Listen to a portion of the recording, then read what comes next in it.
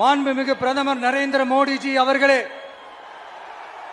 3வது முறையா ஒன்றியத்தோட ஆட்சி அதிகாரத்தை நீங்க தானே கையில் வச்சிருக்கிறீங்க. இல்ல நாங்க தெரியாம தான் கேட்கிறோம். நீங்க ஆட்சிக்கு வந்தது ஒட்டுமொத்த மக்களுக்கும் நல்லது செய்யவா, இல்ல நம்மளுடைய இந்த இஸ்லாமிய நண்பர்களுக்கும் இஸ்லாமிய தோழர்களுக்கும் எதிராக சதி செய்யவா? மக்களுக்கு உங்ககிட்ட கேட்கறதுக்குன்னு ஏராளமான கேள்விகள் இருக்குது. அதனால அவங்க சார்பா அவங்கள ஒருத்தனா அவங்களோட ஒரு உண்மையான ஒரு பிரதிநிதியா உங்ககிட்ட சில கேள்விகள் கேட்கணும். மிஸ்டர் பிரைம் மினிஸ்டர் அவர்களே, நம்ம தமிழ்நாட்டு மீனவர்கள் கிட்டத்தட்ட ஒரு 800 பேருக்கு மேல இலங்கை கடற்படையால தாக்கி அழிக்கப்பட்டிருக்கிறாங்க. அதை கண்டிக்கிறதுக்காக உங்களை பெருசா எதுவும் செய்ய சொல்லல, சின்னதா ஒண்ணே ஒண்ணு மட்டும் செஞ்சு கொடுங்க. இனிமேலாச்சும் எங்களுடைய மீனவர்கள் பாதுகாப்பா இருக்கிறதுக்காக இந்த கச்சத்தீவை இலங்கை கிட்ட இருந்து மீட்டு கொடுத்துருங்க, அது போதும்.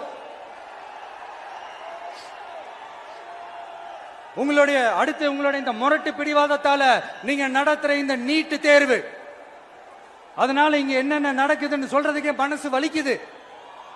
அதனால அந்த நீட்டு தேர்வு தேவையில்லைன்னு அறிவிச்சிருங்க, அது போதும். செய்வீர்களா திரு நரேந்திரபாய் தாமோதர் மோடிஜி அவர்களே? எங்களுக்கு என்னென்ன தேவையோ என்னென்ன நல்லதோ அதெல்லாம் செய்ய மாட்டேங்கிறீங்க. ஆனா ஆட்சி அதிகாரத்தை மட்டும் கையில வச்சுக்கிட்டு மக்களை ஏமாத்த நேரடியாக ஒரு பாசிச பாஜக அடிமை கூட்டணி ஒண்ணு. அடுத்து உங்களோட இந்த மைனாரிட்டி ஆட்சியை ஓட்டுறதுக்காக மறைமுகமாக RSS அடிமை குடும்பம்னு இன்னொரு கூட்டணி.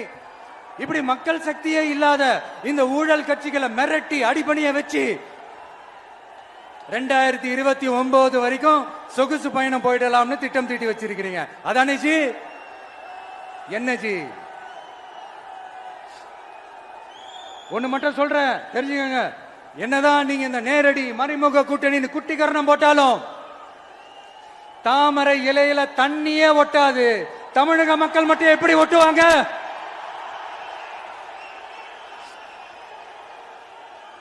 இங்க ஒரு MP சீட்டு கூட தரலன்றதுக்காக தமிழ்நாட்டுக்கும் தமிழ்நாட்டு மக்களுக்கும் எதுவுமே செய்யாம ஓரவஞ்சனை செய்யுது இந்த ஒன்றிய பாஜக அரசு. சங்கம் வச்சு தமிழ் வளர்த்த மண் இந்த மதுரை மண். அதனால இங்க அந்த கீழடியில கிடைச்ச ஆதாரங்களை எல்லாம் மறைச்சிட்டு எங்க நாகரிகத்தையும் எங்க வரலாறையும் அழிக்கிறதுக்காக உள்ளடி வேலை செய்யலாம்னு நினைக்கிறீங்க. தமிழ்நாட்டை தொட்ட என்ன நடக்கும் நீங்க பல உதாரணங்கள் இருக்குது. அதனால இதையெல்லாம் மறைச்சிட்டு எங்க மக்களை ஏமாத்திடலாம்னு மட்டும் நினைக்காதீங்க. மத நல்லிணக்கத்திற்கு பெயர் பெற்ற இந்த மதுரை மண்ணிலிருந்து சொல்றேன், உங்க எண்ணம் எல்லாம் ஒரு நாளும் ஈடேறாது.